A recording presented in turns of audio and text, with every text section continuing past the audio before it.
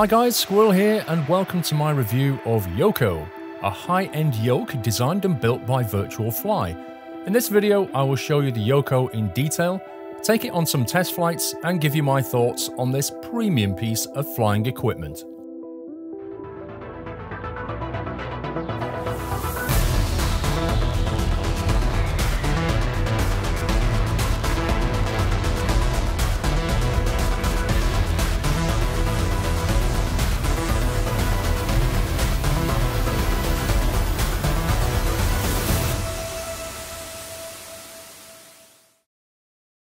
A few weeks ago, Virtual Fly contacted me about making a video review of Yoko.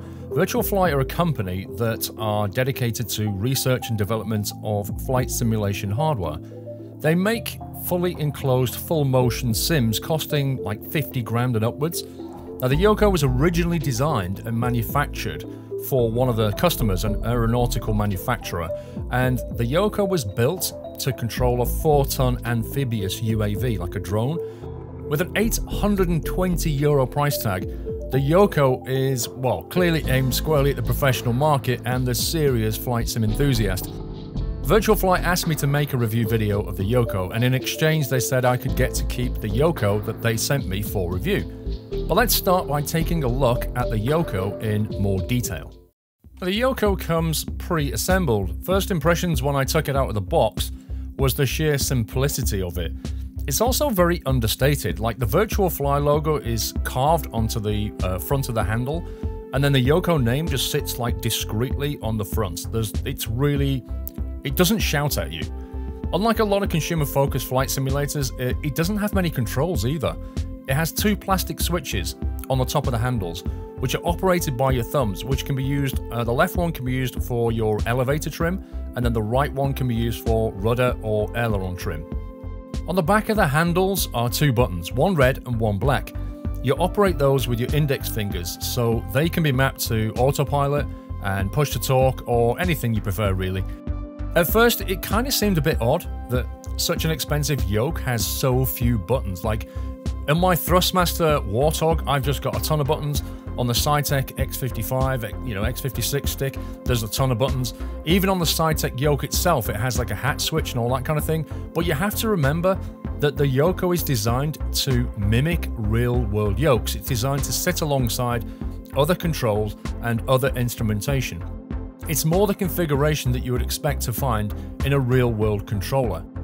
The handles themselves are a molded grip with contours for the fingers, and on the rear of the Yoko is a USB socket which is used to connect to the computer via the included USB cable.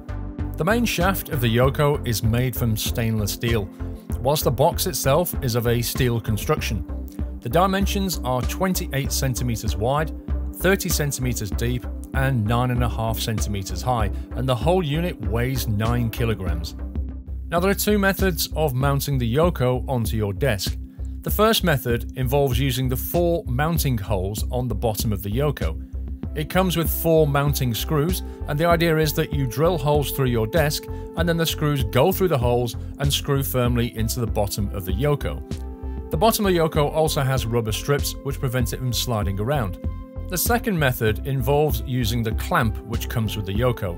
This is ideal for people like me who can't leave the Yoko permanently mounted to their desk. The clamp expands to 32.5 millimeters, which is just wide enough to fit a standard kitchen worktop, which is what I use in my studio. It fits into the slots on the front of the Yoko, and then the clamp tightens up with a screw underneath. Installation is very straightforward. It's simply a matter of clamping it to your desk and then connecting it to your computer via the USB cable. There are no fancy drivers to install, it simply presents itself as a game controller in Windows. Although Virtual Fly does include some software on a memory stick, which can be used to control the axis mapping curves if your flight sim doesn't already allow it. Once connected, I simply calibrated the controller in Windows, and that was it. Very simple. Well, enough about the box itself. How does this thing actually operate? What's it like? Well, the push-pull operation, or the pitch, is really smooth.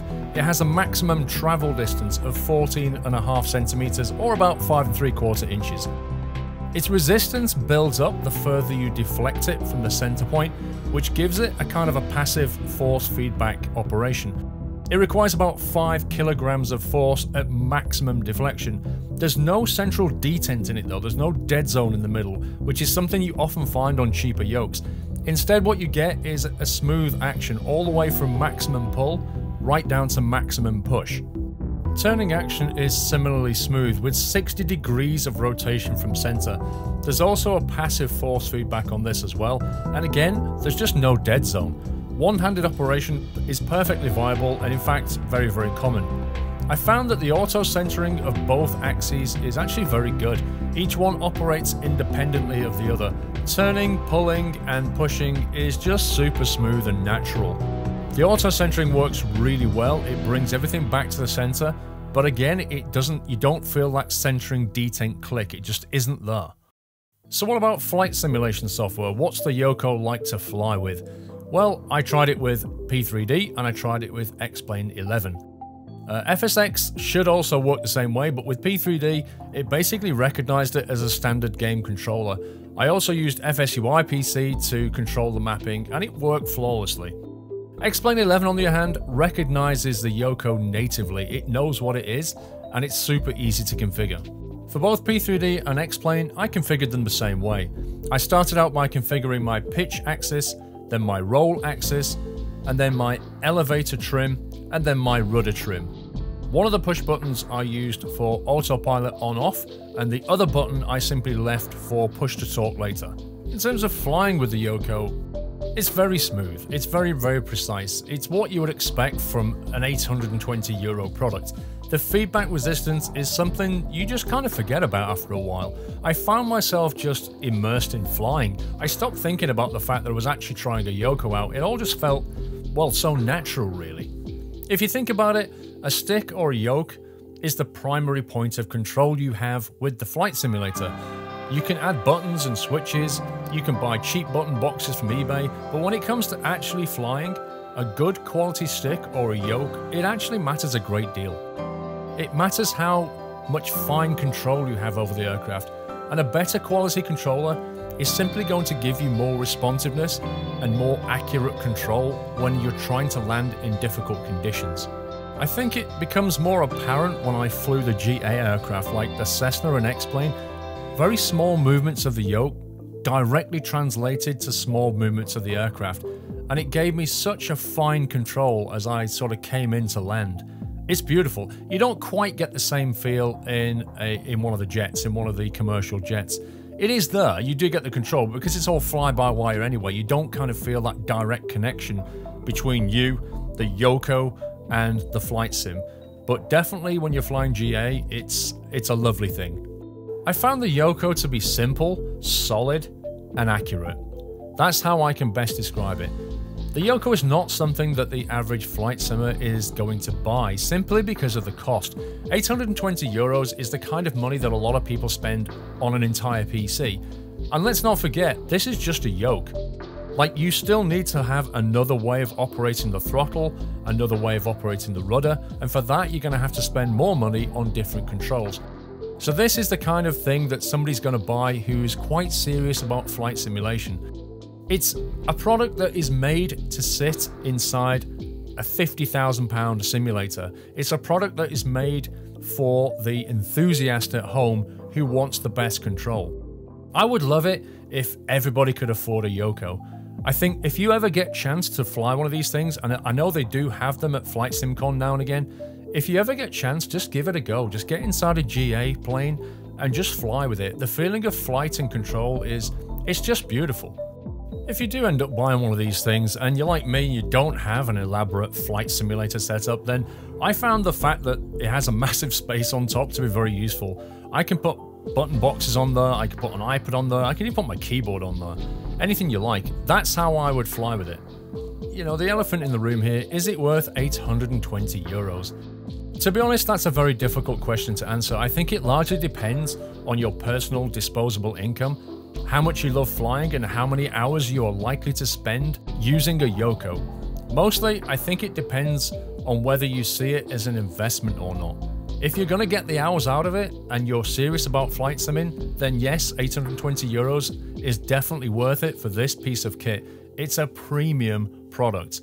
Similarly, if you're looking to build yourself, a multi-screen flight simulator cockpit, then the Yoko will very happily sit right in the middle of that. I love the fact that this thing is so capable and yet so understated. On the other hand, if you're a casual player, if you're somebody that flies a few hours per week, or perhaps you're just getting into flight simulation, then there are definitely more appropriate products for you. This is for somebody who is serious and or professional about flight simulation. In summary then, I really like the Yoko. I think it's a beautiful piece of equipment. I think it's well engineered. It doesn't brag about what it does, it just quietly gets on with the job.